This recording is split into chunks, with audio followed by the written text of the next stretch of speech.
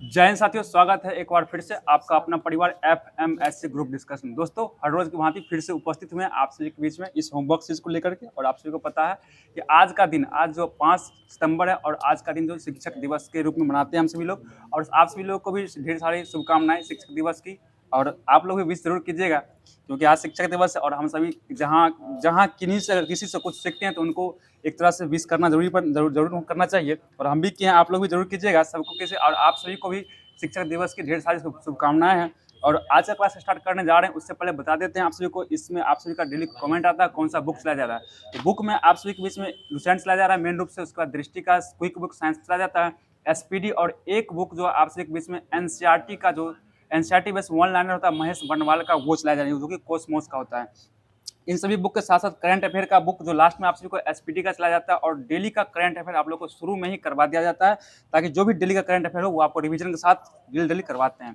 तो दोस्तों, आज का क्लास यहीं से स्टार्ट करने जा रहे हैं। आप सभी बने रहिएगा, क्लास में अंत तक बनिएगा, क्लास देखिएगा, मजा जरूर आएगा। और क्लास देखते हैं तो एक बार लाइक जरूर कर दिया कीजिए और कमेंट किया कीजिए आप लोग कहाँ से क्लास को देख रहे हैं और फिर क्लास कैसा लगा। तो चलते हैं, शुरू करते हैं आज का क्लास। बताना आप सभी को कि हाल ही में GST परिषद की 56वीं बैठक ने GST 2.0 के तहत कौन सी दर संरचना को मंजूरी दी है? ये ठीक है, 5, 18 एवं 40, 5, 18 एवं 40%। इससे पहले कितना परसेंट का चल रहा था? अभी देखिए मंजूरी दिया गया, अभी भी चलिए रहा वही, ठीक है। अभी 4 को GST कौन था? 5, 12, 18 और 28 था, ये चल रहा था। इसमें से 12 और 28 को क्या कर दिया गया? समाप्त कर दिया गया। और देखिए जो GST 12% लगता था वो अभी उस पर 5% आ जाएगा, जो 28% था वो 18% पा जाएगा, और 40% उस पर जो लग्जरी वस्तु है उस पर 40% का टैक्स लगाया जाएगा। लग्जरी वस्तु जैसे आप लोग खैनी खाते हैं ना, खैनी भी लग्जरी है, जो डेली यूज का लग्जरी चीज है। दारू रूम लगेगा, सब लग्जरी चीज हो गया। क्या बोले? नशा वाला चीज वही लग्जरी में आता ना, सब लोग नहीं करता है लग्जरी जिसको। चलिए छोड़िए वो सब चीज। अगला क्वेश्चन बताना है आप सभी को, बताइएगा कि रक्षा मंत्रालय ने युद्ध क्षेत्र पर्यटन को बढ़ावा देने के लिए भारत रणभूमि दर्शन ऐप कहां से लॉन्च किया है? ये महाराष्ट्र मुंबई से। क्या सही जवाब हो जाएगा?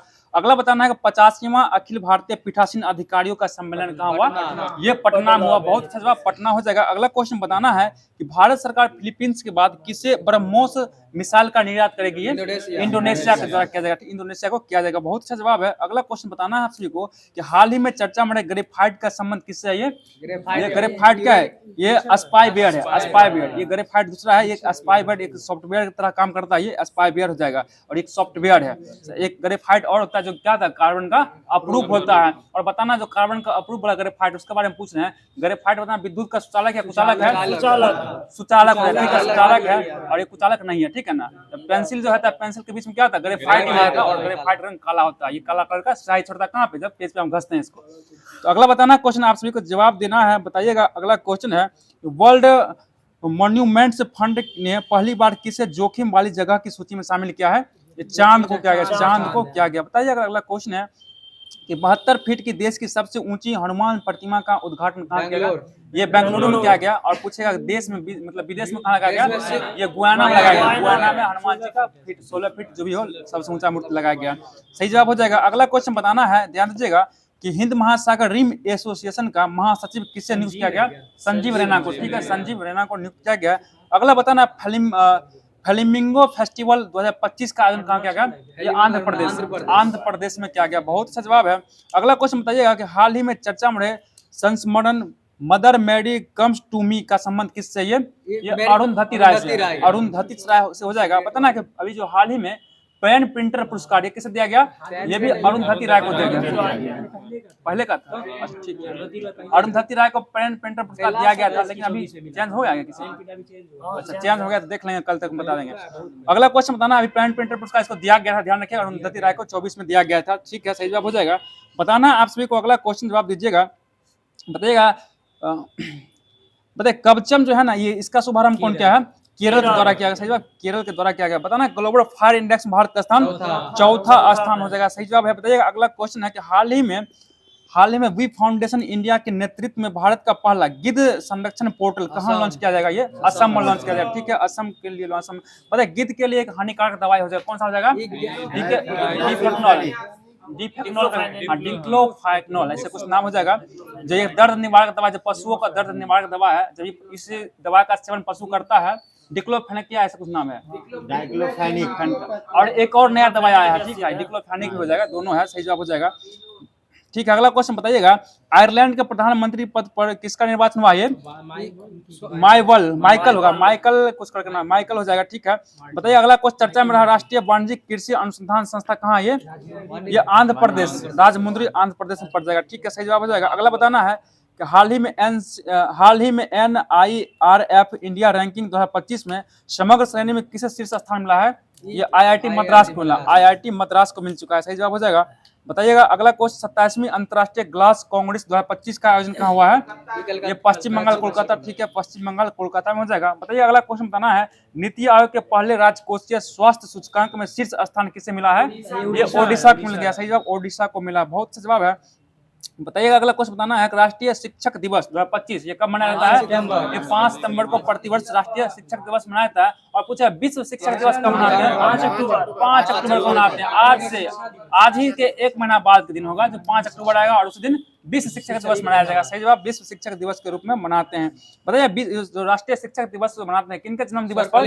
सही जवाब सर्वपल्ली राधाकृष्णन के जन्म दिवस पर मनाया जाता है, बहुत अच्छा जवाब हो जाएगा, सही जवाब हो जाएगा।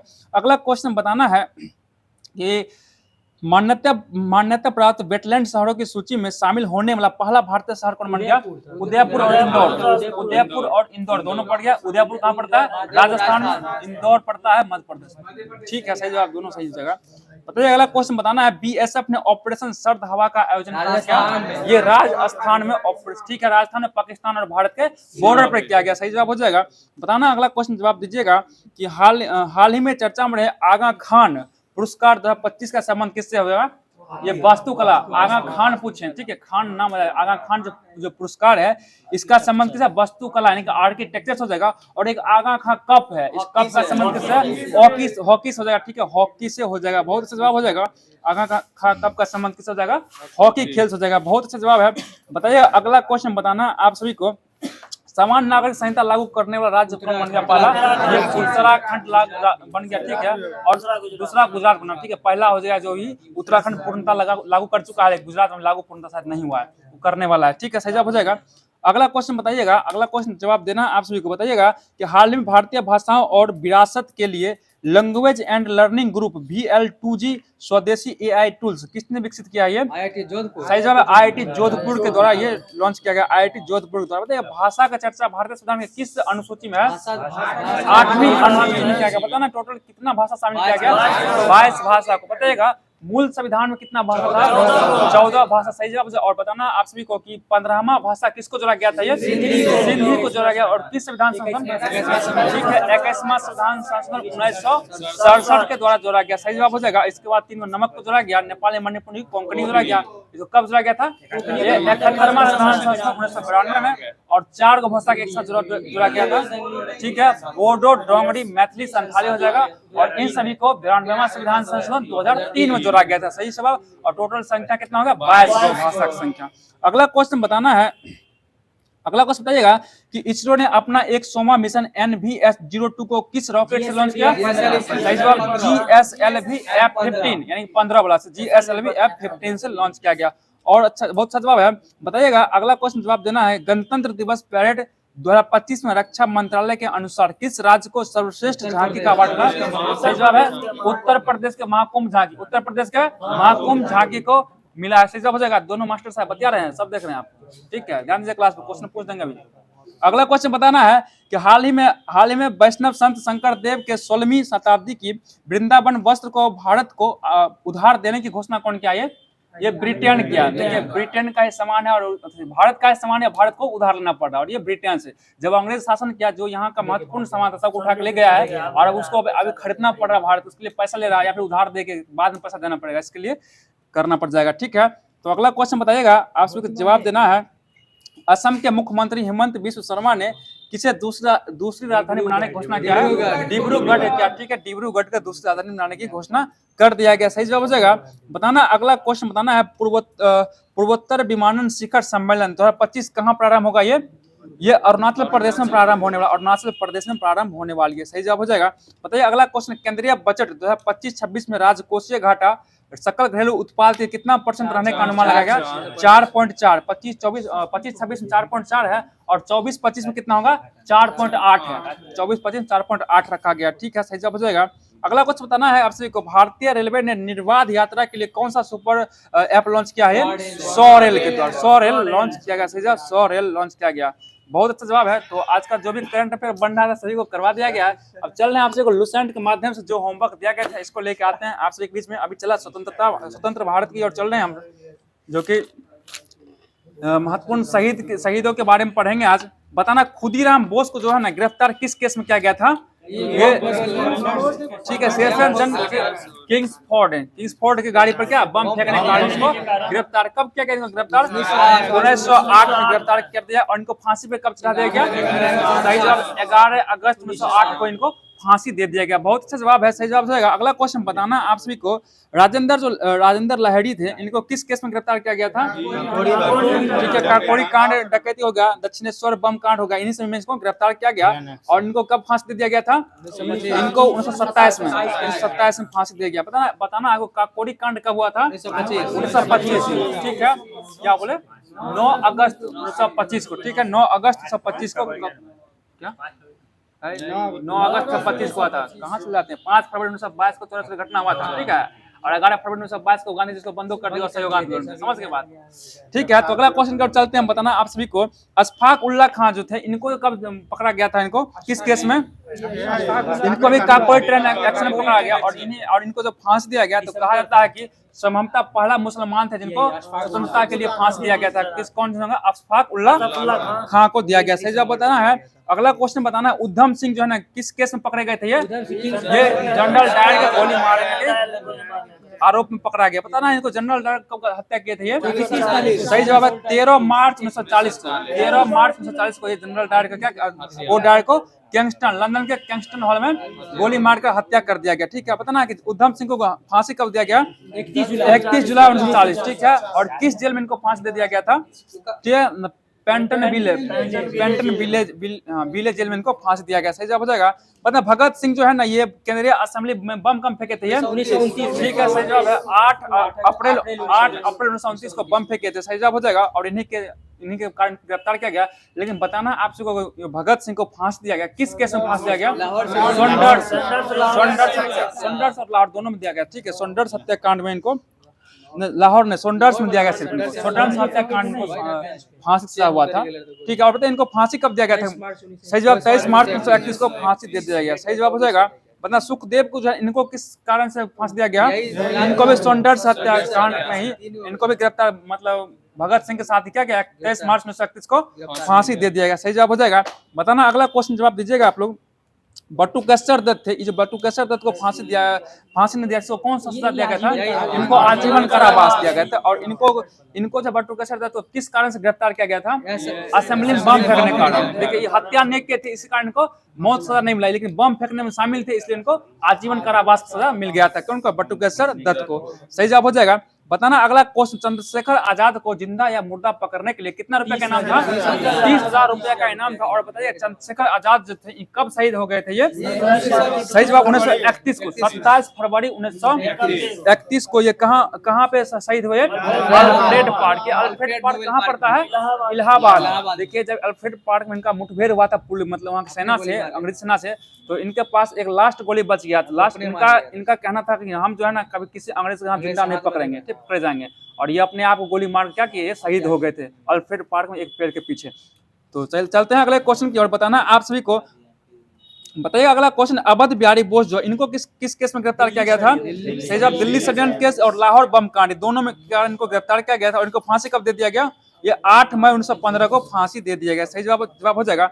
बताइए अगला क्वेश्चन है कि रेड एवं आयर्स था, इसका हत्या कौन किया था? दामोदर चापेकर दामोदर चापेकर के द्वारा इसका हत्या कर दिया। कब किया था इसका हत्या? 1897 में। 22 जून 1897 को ये प्लेग अधिकारी को हत्या। देखिए उसमें जब प्लेग फैला था ना, तो वहाँ का देख रेख के लिए 2 अधिकारी को नियुक्त किया गया था, एक रेंड्स और आयड्स। ये जो अधिकारी था ना रेंड और आयड्स का, वहाँ की महिलाओं के साथ छेड़खानी करता था। इसी कारण से, सही बात है, घरों में घुस कर छेड़खानी करता था। इसी कारण से वहाँ के 2 बंधु थे, चापेकर बंधु, जिनको कहा था दामोदर चापेकर था, एक और उनका भाई था। उन दोनों ने बालकृष्ण चापेकर थे, दामोदर चापेकर और एक बालकृष्ण चापेकर, इन दोनों भाई मिलकर क्या किया, उन दोनों का हत्या कर दिया। ठीक है, सही जवाब हो जाएगा। बताना इसके कारण इनको फांसी कब दे दिया गया था? ये 18 अप्रैल 1898 को, 1897 में मारे थे उनको, 1 साल बाद 1898 में फांसी दे दिया गया। सही जवाब हो जाएगा। और पता ना इनका एक भाई था बालकृष्ण चापेकर, इसको कब फांसी दिया गया? ठीक है, 1899 में दिया गया। और वासुदेव चापेकर को कब फांसी दिया गया? इनको भी 1899, 8 मई 1899 को फांसी दे दिया गया। बताना मदन लाल ढींगरा को किस केस में गिरफ्तार किया गया? ये करजन बाली की हत्या करने के आरोप में कब गिरफ्तार किया गया इनको? ये 1909 में किए थे। 1 जुलाई 1909 को करजन बाली गोली मार कर हत्या कर दिए। और इनके बाद इनका फांसी भी कब दिया गया? 1909 में, 16 अगस्त 1909 को इनको फांसी पे चढ़ा दिया गया। सही जवाब हो जाएगा। बताइए अगला क्वेश्चन बताना, अनंत कन्हाड़ी थे, इनको किस केस में गिरफ्तार किया गया? जैक्सन की गोली मारने के, नासिक के जज जैक्सन की हत्या करने के आरोप में इनको गिरफ्तार कर लिया गया। और इनको फांसी कब दे दिया गया? ये 1910 में। ठीक है, 19 अप्रैल 1910 को फांसी दे दिया गया। बताए मास्टर दा के नाम से कौन प्रचलित है? ये सूर्यसेन। और सूर्यसेन का संबंध किस केस से है? चटगांव सत्याग्रह। चटगांव सत्याग्रह घटना कब हुआ था? ये 1930 में हुआ, 18 अप्रैल 1930 को हुआ था। इसी केस में इनको गिरफ्तार कर लिया गया। और बताइए इनको फांसी भी कब लटका गया? 4 साल बाद 1934 में। इनको 12 जनवरी 1934 को फांसी पे लटका दिया गया। ठीक है, सही जवाब हो जाएगा। बताइए अगला क्वेश्चन बताना है कि, ठीक है, बताइएगा कि ब्रज किशोर चक्रवर्ती थे, इनको जो फांसी दिया गया, कब दिया गया था फांसी? ये इनको 1934 में फांसी दे दिया गया, 1934 में फांसी दिया गया। ठीक है, सही जवाब हो जाएगा। बताइएगा असित भट्टाचार्य, इनको जो कब फांसी दिया गया?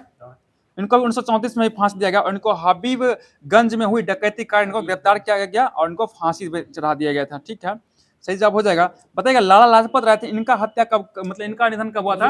ये 1928, 17 नवंबर 1928 में साइमन कमीशन के विरुद्ध में ये प्रदर्शन कर रहे थे। और उसी समय इन पर लाठी का बौछार किया गया और इनके सर पे लाठी जाके लगी। और कुछ दिनों बाद इनका निधन हो गया, जो डेट था 17 नवंबर 1928 को।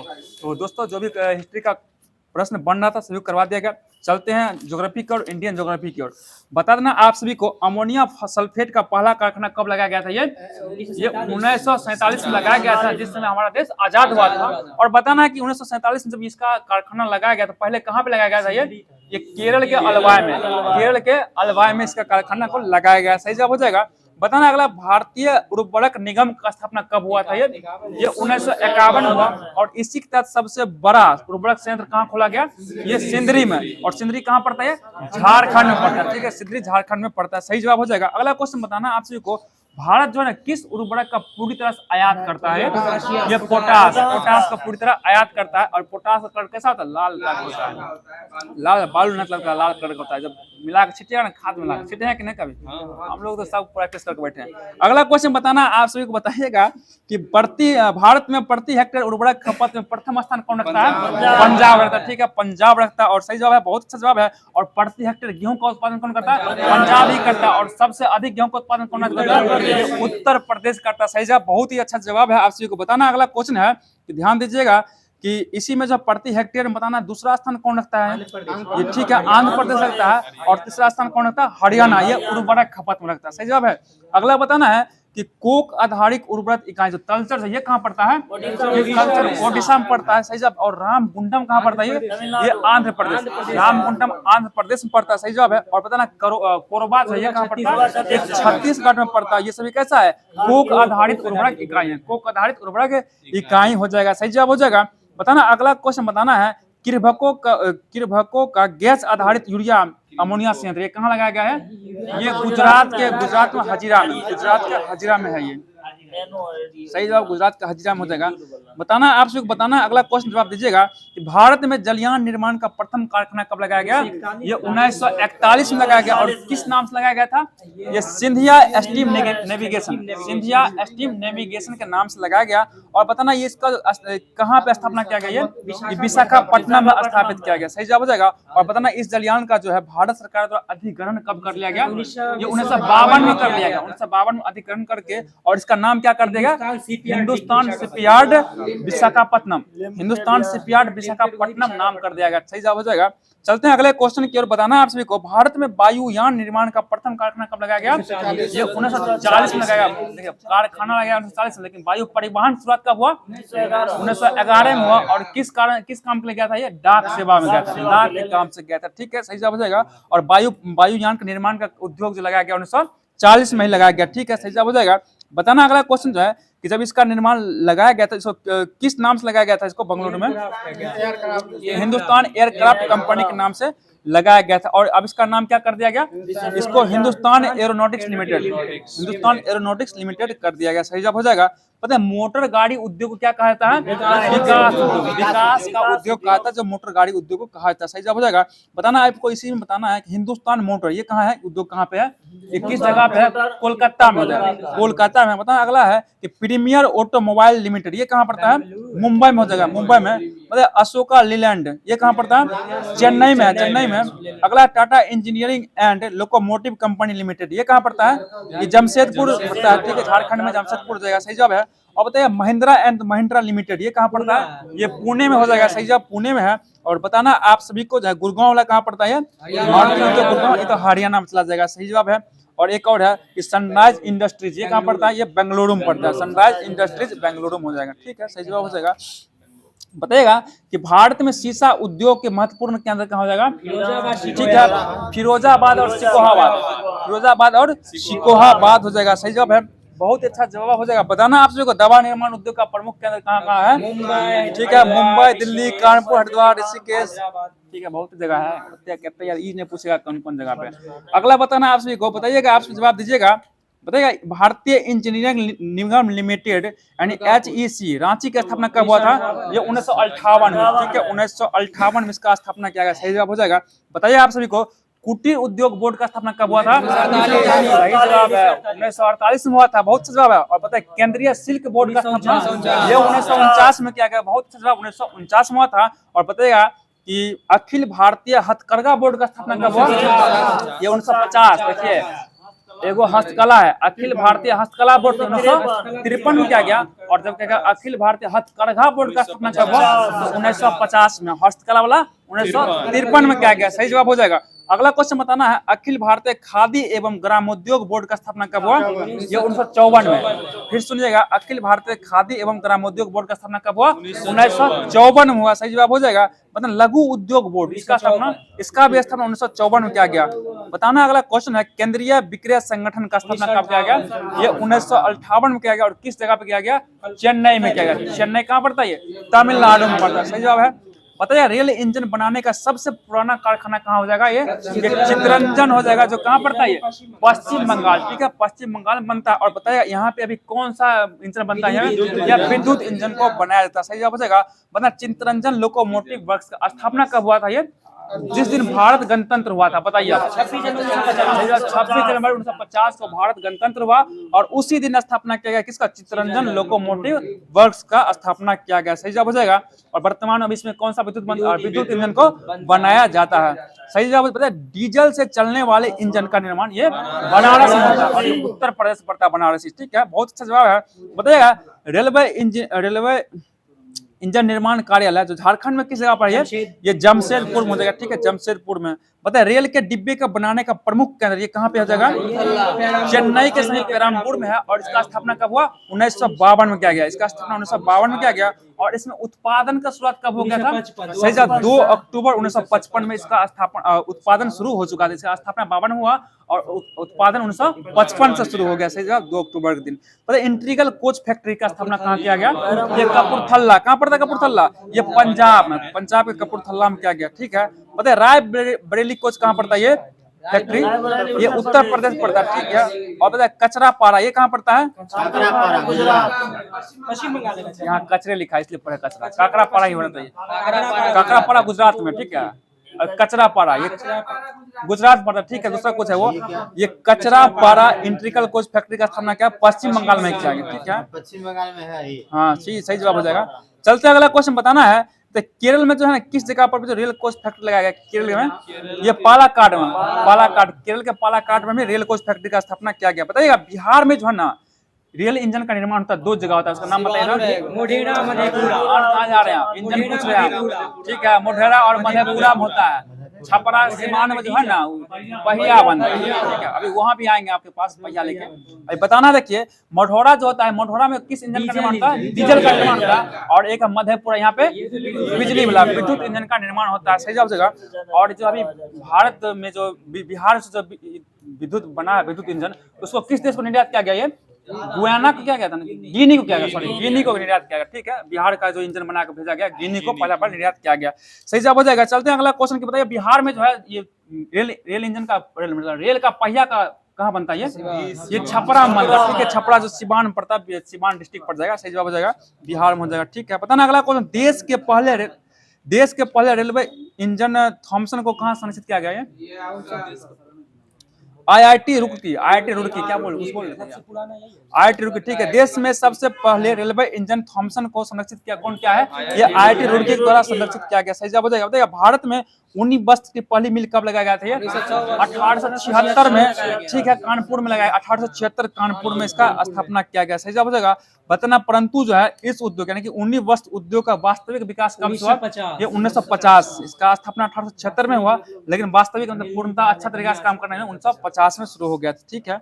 बहुत अच्छा जवाब है। तो दोस्तों आज का जो भी ज्योग्राफी से प्रश्न बनना शुरू करवा दिया गया। चल रहे हैं दिवस की ओर, जो आपको विविध में दिया गया था दिवस।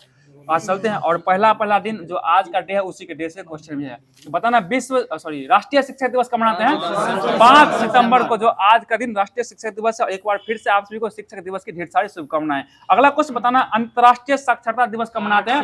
ये 8 सितंबर को मनाया जाता है, सही जवाब हो जाएगा। और बताना अगला क्वेश्चन, हिंदी दिवस कब मनाते हैं? 14 सितंबर। याद रखिए, राष्ट्रीय हिंदी दिवस की बात कर रही है, 14 सितंबर को मनाते हैं। और एक है विश्व हिंदी दिवस, ये कब मनाते हैं? ये 10 जनवरी को मनाते हैं, 10 जनवरी को मनाया जाता है, सही जवाब हो जाएगा। बहुत अच्छा जवाब है। अगला क्वेश्चन बताना है, विश्व बंधुत्व एवं क्षमा याचना दिवस ये कब मनाते हैं? ये भी 14 सितंबर को ही मनाया जाता है, 14 सितंबर को। अगला क्वेश्चन बताना है, अभियंता इंजीनियर दिवस, ये 15 सितंबर। अभियंता यानी कि इंजीनियर दिवस 15 सितंबर को मनाया जाता है, सही जवाब हो जाएगा। चलते हैं अगला क्वेश्चन को। बताना है, संचायिका दिवस कब मनाते हैं? ये भी 15 सितंबर को मनाते हैं, सही जवाब। मास्टर जी बहुत अच्छा क्वेश्चन लेकर आए थे आज। संचायिका दिवस कब मनाते हैं? 15 सितंबर को मनाया जाता है, ठीक है। अगला क्वेश्चन बताना है, अंतर्राष्ट्रीय ओजोन दिवस कब मनाते हैं? 16 सितंबर को। और ओजोन संरक्षण के लिए कौन सा प्रोटोकॉल आया था? ये मॉन्ट्रियल प्रोटोकॉल आया था, और 16 सितंबर 1987 में आया था। और बताइएगा, ओजोन परत के क्षरण मतलब ओजोन परत हमें किससे बचाता है? ये पराबैंगनी किरण से बचाता है। और ओजोन परत का छिद्र कहाँ देखा गया था? ये अंटार्कटिका, ठीक है, अंटार्कटिका में ही देखा गया, जो कि भर गया है फिलहाल ये। चलते हैं अगला क्वेश्चन बताना, आप सभी को ध्यान दीजिएगा। RPF यानी इसका स्थापना दिवस कब मनाते हैं? इसको 20 सितंबर को मनाते हैं, 20 सितंबर को मनाते हैं। और RPF का फुल फॉर्म क्या होता है? ठीक है, रेलवे प्रोटेक्शन फोर्स हो जाएगा, जिसका भी फिजिकल होने वाला कुछ दिन बाद में। अगला क्वेश्चन बताना, विश्व शांति दिवस कब मनाते हैं? 21 सितंबर को। आप लोग भी शांत रह कीजिए, 21 सितंबर को विश्व शांति दिवस की तरह। अगला क्वेश्चन बताना है कि अंत्योदय दिवस कब मनाते हैं? ये 25 सितंबर। अंत्योदय दिवस 25 सितंबर को मनाते हैं। और विश्व पर्यटन दिवस कब मनाते हैं? 27 सितंबर। और ये जो है अंत्योदय दिवस किसके, ठीक है, पंडित दीनदयाल के उपाध्याय का जयंती पर मनाते हैं, 98वां जयंती पर शुरू किया गया था, ठीक है। और ये मनाया जाता है। पता है अंतर्राष्ट्रीय वृद्धजन दिवस कब मनाते हैं? वृद्धजन दिवस 1 अक्टूबर को मनाया जाता है, 1 अक्टूबर को। पता है लाल बहादुर शास्त्री जयंती ये 2 अक्टूबर को। और महात्मा गांधी की जयंती ये भी 2 अक्टूबर को मनाया जाता है, सही जवाब है। और अहिंसा दिवस कब मनाते हैं? 2 अक्टूबर को ही मनाते हैं। अंतर्राष्ट्रीय अहिंसा दिवस 2 अक्टूबर को मनाया जाता है, ये गांधी जी के जन्म दिवस के रूप में। अगला क्वेश्चन बताना है, विश्व प्राकृतिक दिवस कब मनाते हैं? ये 3 अक्टूबर को। विश्व प्राकृतिक दिवस 3 अक्टूबर को मनाते हैं। और विश्व पशु कल्याण दिवस 4 अक्टूबर को। तारीख कहीं मत बोलिए, डेट वाले महीना बताइए, 4 अक्टूबर। अगला क्वेश्चन बताना है, विश्व जो है ना परिवेश दिवस कब मनाते हैं? 5 अक्टूबर। विश्व परिवेश दिवस 5 अक्टूबर को मनाते हैं। और विश्व शिक्षक दिवस ये भी 5 अक्टूबर को मनाया जाता है, 5 अक्टूबर को मनाते हैं। अगला बताना, वायु सेना दिवस कब मनाते हैं? ये 8 अक्टूबर को। और विश्व डाक दिवस कब मनाते हैं? 9 अक्टूबर को मनाया जाता है, सही जवाब हो जाएगा। अगला बताना, फटाफट जवाब दीजिएगा कि विश्व दृष्टि दिवस कब मनाते हैं? ये 10 अक्टूबर को मनाते हैं, सही जवाब है। अगला बताना, जयप्रकाश जयंती कब मनाते हैं? ये 11 अक्टूबर, ठीक है। पता है विश्व मानक दिवस कब मनाते हैं? 14 अक्टूबर को मनाते हैं। और विश्व हस्त प्रक्षालन दिवस कब मनाया जाता है? 15 अक्टूबर को मनाया जाता है, सही जवाब है। बताइएगा, विश्व खाद्य दिवस कब मनाते हैं? 16 अक्टूबर को मनाया जाता है, सही जवाब है। संयुक्त राष्ट्र दिवस कब मनाते हैं? 24 अक्टूबर को मनाया जाता है। सही जवाब बताइए। अगला क्वेश्चन, इंदिरा गांधी की पुण्यतिथि कब मनाते हैं? ये 31 अक्टूबर को मनाया जाता है। सही जवाब हो जाएगा। बताइए अगला क्वेश्चन, राष्ट्रीय जो है ना विधिक साक्षरता दिवस ये कब मनाते हैं? ये 9 नवंबर को मनाते हैं। ठीक है, 9 नवंबर को मनाते हैं। बाल दिवस कब मनाते हैं? 14 नवंबर को। और मधुमेह दिवस कब मनाते हैं? ये भी 14 नवंबर को। देखिए बाल दिवस को मधुमेह दिवस इसलिए मनाया जाता है साथ साथ क्योंकि बालकों को जो टॉफी नहीं दिया जाएगा, समझ गए ना। और टॉफी खाने से मधुमेह, मतलब मिठाई खाने से मधुमेह होता है, याद रखिएगा। इसलिए दोनों दिवस साथ में आते हैं, बाल दिवस और मधुमेह दिवस। क्या होता है? 14 नवंबर को मनाया जाता है। सही जवाब हो जाएगा। बताइए जनजातीय गौरव दिवस किसके, सुनने पहले बात, जनजातीय गौरव दिवस किसके जन्म दिवस मनाते हैं? सब पूछना है। मुंडा का जन्म दिवस मनाते हैं। और कब मनाते हैं? ये 15 नवंबर को मनाते हैं। सही जवाब हो जाएगा। क्वेश्चन हम बोल देते जवाब दीजिए, फंसा लेंगे इसमें। अगला बताना है, बताइएगा विश्व विद्यार्थी दिवस कब मनाते हैं? ये 17 नवंबर को। 17 नवंबर को मनाते हैं। और राष्ट्रीय पत्रकारिता दिवस ये भी 17 नवंबर को ही मनाया जाता है। सही जवाब बताइए। विश्व वयस्क दिवस कब मनाते हैं? ये 18 नवंबर। और विश्व नागरिक दिवस ये 19 नवंबर को मनाया जाता है। ठीक है, 19 नवंबर को मनाते हैं। तो दोस्तों आज का जो भी लुसेंट्स होमवर्क दिया गया सभी को समाप्त करवा दिया गया। अब चल रहे हैं सार संग्रह की ओर लेके चलते हैं आप सभी को। सार संग्रह के माध्यम से जो होमवर्क दिया गया था, चलते हैं इसकी ओर, चलते हैं। बताना आप सभी को, राज्यपाल टॉपिक है ना। बताइएगा भारतीय संविधान में राज्यपाल को मनोनीत किए जाने का पद्धति किस देश का लिया गया? ये कनाडा से लिया गया। सही, कनाडा से लिया गया। अगला क्वेश्चन बताना है, राज्य का कार्यकारी एवं संवैधानिक प्रमुख कौन होता है? ये राज्यपाल होता है। ठीक है, राज्यपाल होता है। बहुत अच्छा जवाब है, बता दीजिएगा। अगला क्वेश्चन बताना है कि किसी राज्य में राज्यपाल की नियुक्ति संविधान के किस अनुच्छेद के तहत होता है? ये अनुच्छेद 155। राज्यपाल की नियुक्ति की चर्चा अनुच्छेद 155 में कहा गया। और भारत का एक राज्यपाल होगा अनुच्छेद 153 में कहा गया। ठीक है, सही जवाब हो जाएगा। और पूछेगा राज्य की कार्यपालिका शक्ति राज्य में निहित होगा, ये किसमें का राज्यपाल होगा? ये 154 में। राज्य की कार्यपालिका शक्ति राज्यपाल में होगा, अनुच्छेद 154 में कहा गया। ठीक है, और राज्यपाल की जो है नियुक्ति की चर्चा अनुच्छेद 155 में कहा गया। ठीक है, बहुत अच्छा जवाब है। बताइए विधान परिषद में जो है राज्यपाल द्वारा कितने सदस्य का मनोनयन होता है? 1/6 सदस्य का होता है। 1/6 सदस्य का मनोनयन किया जाता है। सही जवाब हो जाएगा। बताइए अगला क्वेश्चन है कि झारखंड, छत्तीसगढ़, मध्य प्रदेश तथा ओडिशा में एक जनजातीय कल्याण मंत्री की नियुक्ति कौन करते हैं? ये राज्यपाल के द्वारा ही किया जाता है। सही जवाब हो जाएगा। बताइए राज्य विधानसभा का सत्रावसान का आदेश कौन देता है? ये राज्यपाल के द्वारा ही किया जाता है। ठीक है, ठीक, सत्रावसान जो मतलब समाप्त करना। अगला बताइएगा, आप सभी को जवाब दीजिएगा, राज्यपाल को वेतन कहां से दिया जाता है? राज्य के संचित निधि, राज्य के संचित निधि से। ठीक है, राज्य और भारत दोनों को अलग अलग संचित निधि होता है। और अभी जब से इलेक्शन कमीशन अपना लगा देगा कथी आचार संहिता, उसके बाद संचित निधि धन निकाला नहीं जा सकता। समझ गए बात को, जब तक आचार संहिता लागू रहेगा। अगला क्वेश्चन बताइएगा, जवाब दीजिएगा फटाफट। जवाब क्या लगेगा? 15 लग जाएगा। चलते हैं, बोल रहे 1 अक्टूबर से लगेगा। अगला क्वेश्चन ठीक है, देख लीजिएगा जहाँ लगेगा, उससे कोई मतलब अपना रखना है। अगला बताइएगा, आप जवाब दीजिएगा, राज्यपाल किस अनुच्छेद के अंतर्गत राष्ट्रपति के विचार के लिए किसी विधेयक को आरक्षित कर सकता है? ये अनुच्छेद 200, अनुच्छेद 200 तक कर सकता है। सही जवाब हो जाएगा। की बात चाहिए दोनों मास्टर साहब है। अगला क्वेश्चन बताइएगा, राज्यपाल का वेतन कितना होता है? 3.5 लाख होता है। ठीक है, 3.5 लाख होता है। राज्यपाल किसके प्रति उत्तरदायी होते हैं? राष्ट्रपति के प्रति उत्तरदायी होते हैं। सही जवाब, राष्ट्रपति के प्रति उत्तरदायी होते हैं। अगला क्वेश्चन जवाब देना है, जवाब दीजिएगा कि किस संविधान संशोधन के अनुसार 2 या 2 से अधिक राज्यों के लिए एक राज्यपाल हो सकते हैं? ये 7वां संविधान संशोधन 1956 हुआ। 7वां संविधान संशोधन कब हुआ? 1956 हुआ। सही जवाब हो जाएगा। और बताना आप सभी को कि राज्यपाल को सोने के पिंजरे में निवास करने वाला चिड़िया कौन कहा था? ये सरोजिनी नायडू के द्वारा कहा गया। बहुत अच्छा जवाब है। बताइए अगला क्वेश्चन जवाब देना है, जम्मू एवं कश्मीर के उपराज्यपाल की नियुक्ति कौन करते हैं? राष्ट्रपति के द्वारा ही किया जाता है। सही जवाब हो जाएगा। भारत में राज्यपाल बनने वाली प्रथम महिला कौन थी? ये सरोजिनी नायडू थी, जो कहाँ की बनी थी? उत्तर प्रदेश की बनी। सही जवाब उत्तर प्रदेश की हो जाएगी। अगला क्वेश्चन बताना है, राज्य विधानसभा में आंग्ल भारतीय समुदाय का मनोनयन जो था राज्यपाल करते थे, किस अनुच्छेद के द्वारा करते थे? ये अनुच्छेद 333 के तहत किया जाता था। लेकिन 104वां संविधान संशोधन हुआ और इसको एंग्लो इंडियन को समाप्त कर दिया गया। और अब जो है न राज्य में और न ही केंद्र में एंग्लो इंडियन का कोई स्थान नहीं बचा है। समझ गए? जो 333, ठीक है, सही जवाब हो जाएगा। अगला क्वेश्चन बताइएगा, देखिए 331 में है केंद्र करता है, 333 में राज्य करता है, राज्य में था इसका चर्चा। बताइए अगला क्वेश्चन बताना है कि राज्यपाल का क्षमादान करता किस अनुच्छेद में है? अनुच्छेद 161 में। सीधा 161 मत बोलिए, सीधा 161 बोलिएगा तो राष्ट्रपति का महाभियोग चल जाइएगा, समझ गए? और 161 कहिएगा तो राज्यपाल का क्षमादान चाहिएगा। और बताना कि राष्ट्रपति के क्षमादान चर्चा किसमें है? ये अनुच्छेद 72, ठीक है, अनुच्छेद 72 में हो जाएगा। बहुत अच्छा जवाब है। अगला क्वेश्चन बताना है कि फिर सुनिए क्वेश्चन, मंत्रिपरिषद द्वारा राज्यपाल को सलाह या एवं सहयोग देना किस अनुच्छेद में कहा गया? ये अनुच्छेद 163 में कहा गया। सही जवाब हो जाएगा। बताइए अगला क्वेश्चन है, बताइएगा प्रमोद जी जवाब दीजिएगा कि विचार के लिए आरक्षित विधेयक का पर राष्ट्रपति की कार्रवाई किस अनुच्छेद में है? बोलिए अनुच्छेद 201 में। आप ही का क्वेश्चन था ना, अनुच्छेद 201 में हो जाएगा। बताइए राज्यपाल के अध्यादेश जारी करने का अधिकार किस अनुच्छेद में है? ये अनुच्छेद 213 में है। और राष्ट्रपति का अध्यादेश कब हो जाएगा? ये 123 में हो जाएगा। सही जवाब 123। बताइएगा राज्यपाल द्वारा जिला न्यायाधीश की नियुक्ति किस अनुच्छेद द्वारा करते हैं? ये 233, जिला न्यायाधीश नियुक्ति 233 तहत करते हैं। सही जवाब हो जाएगा। तो आज जो बनना था होमवर्क समाप्त करवा दिया किसका? पॉलिटिकल साइंस का। अब चलते हैं द्वीप यानी कि वर्ल्ड ज्योग्राफी की ओर। बताना द्वीप से क्वेश्चन है आप सभी के बीच में, विश्व का सबसे बड़ा द्वीप कौन सा हो जाएगा? ग्रीनलैंड। ग्रीनलैंड द्वीप विश्व का सबसे बड़ा द्वीप है। और बताइएगा विश्व का दूसरा सबसे बड़ा द्वीप कौन सा हो जाएगा? न्यू गिनी द्वीप। न्यू गिनी द्वीप हो जाएगा। बहुत अच्छा जवाब है। बताइएगा कि मॉरिशस द्वीप जो है ना किस महासागर में पड़ता है? दक्षिणी हिंद महासागर, ठीक है, मॉरिशस द्वीप दक्षिणी हिंद महासागर में पड़ता है। सही जवाब हो जाएगा। अगला बताइए चीन में जो है ना मकाओ द्वीप का स्थानांतरण किस वर्ष हुआ था? सही जवाब 1999 में किया गया। 1999 में किया गया। अच्छा जवाब है। बताइए अगला क्वेश्चन, डिएगो गार्सिया कहाँ स्थित है? ये हिंद महासागर में। डिएगो गार्सिया हिंद महासागर में है। सही जवाब हो जाएगा।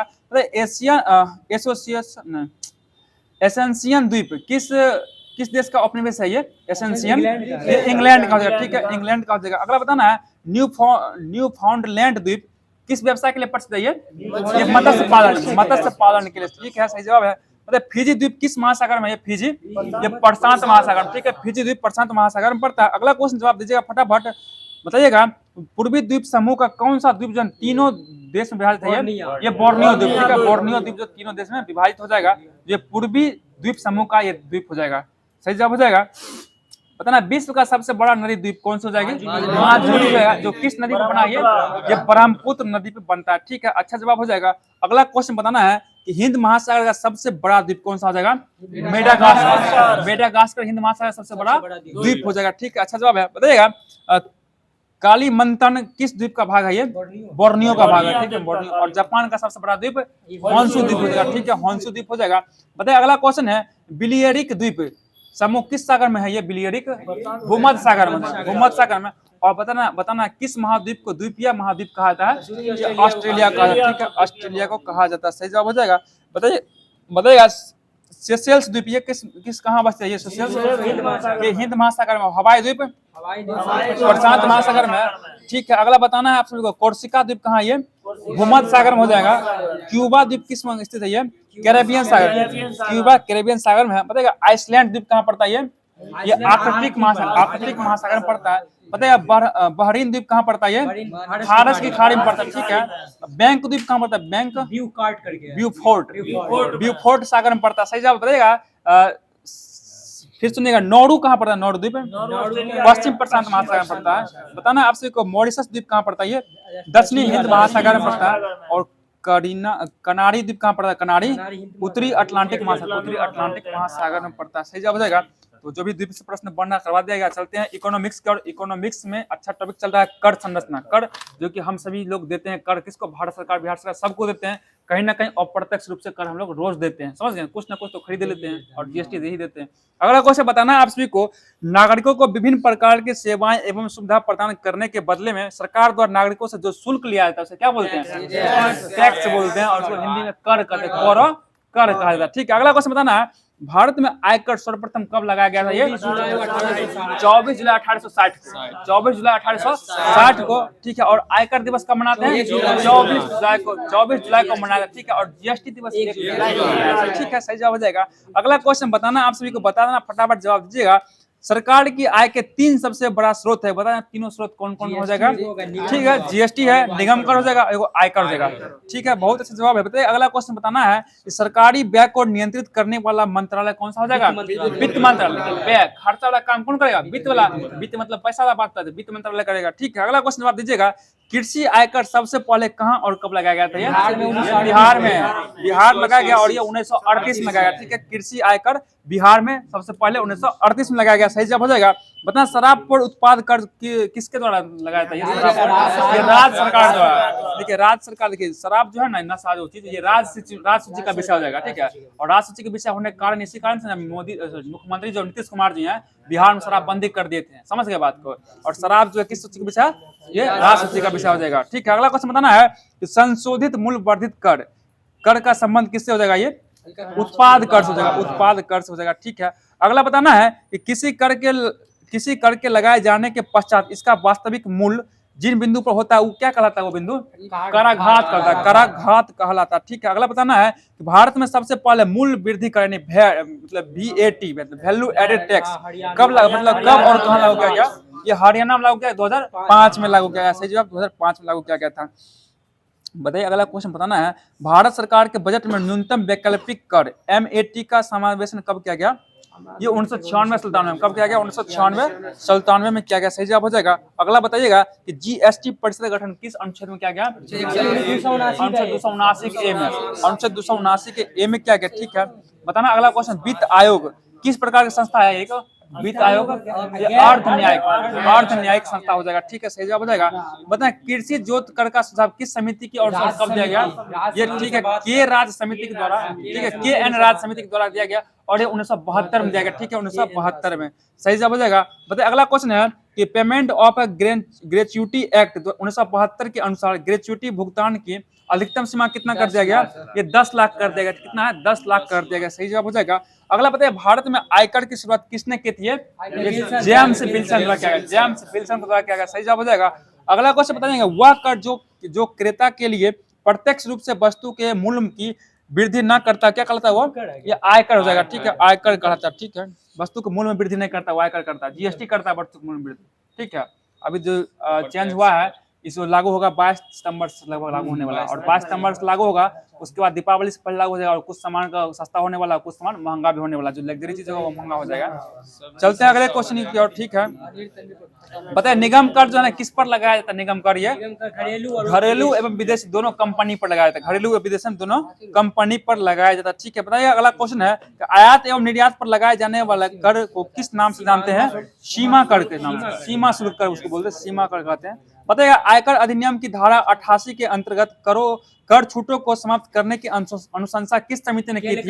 ये केलकर समिति के द्वारा किया गया। ठीक है, केलकर समिति की थी। अगला क्वेश्चन है, भारतीय राष्ट्रीय राजमार्ग प्राधिकरण के वित्त का प्रमुख स्रोत क्या हो जाएगा? ये उपकर होगा, उपकर हो जाएगा। ठीक है, अगला बताना है कि किसी विशेष उद्देश्य की पूर्ति के लिए कर आधार पर लगाया गया अन्य कर क्या कहलाता है?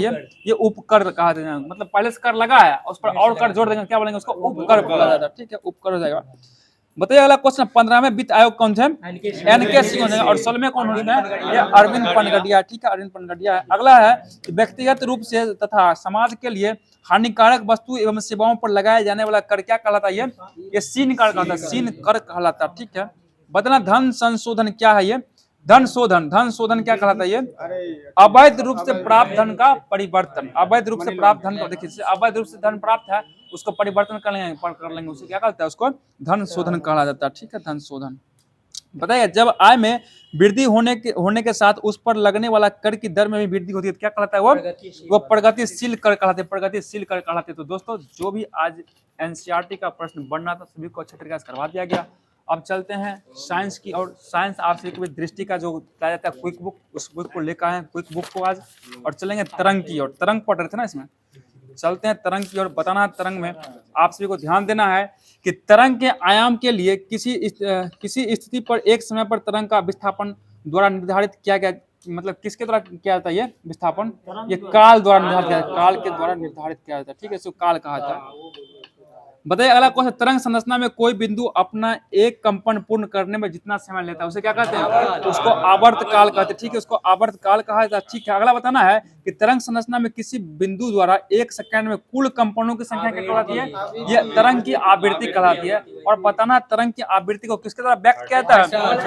देखिए स्मॉल n या स्मॉल f के द्वारा व्यक्त किया जाता है। ठीक है, सही जवाब हो जाएगा। और बताइए अगला क्वेश्चन है कि तरंग गति में समान काल में कंपन करने वाले दो क्रमागत कणों के बीच की दूरी को क्या कहते हैं? तरंग दैर्घ्य कहते हैं, ठीक है। और तरंग दैर्घ्य को किससे सूचित करते हैं? लेमडा। लेमडा होता है उल्टा वाई के तरह होता है, उल्टा वाई के तरह होता है लेमडा, और उसी से तरंग दैर्घ्य को व्यक्त किया जाता है, ठीक है। अगला क्वेश्चन बताना है आप सभी को, कौन तरंग बता किस तरंग के संदर्भ में दो क्रमागत श्रेणी या दो क्रमागत गर्तों के बीच की दूरी तरंग दैर्घ्य होगी? ये किस अनुप्रस्थ तरंग में? ये अनुप्रस्थ में होगा। और बताना किस तरंग के संदर्भ में दो क्रमागत संपीड़न या दो क्रमागत विरल के मध्य की दूरी को तरंग होगा? ये अनुदैर्घ्य तरंग में हो जाएगा, ठीक है, अनुदैर्घ्य में हो जाएगा। बताइए अगला क्वेश्चन बताना है, अनुप्रस्थ तरंग की चाल यानी v बराबर क्या होता है फॉर्मूला? √t/m,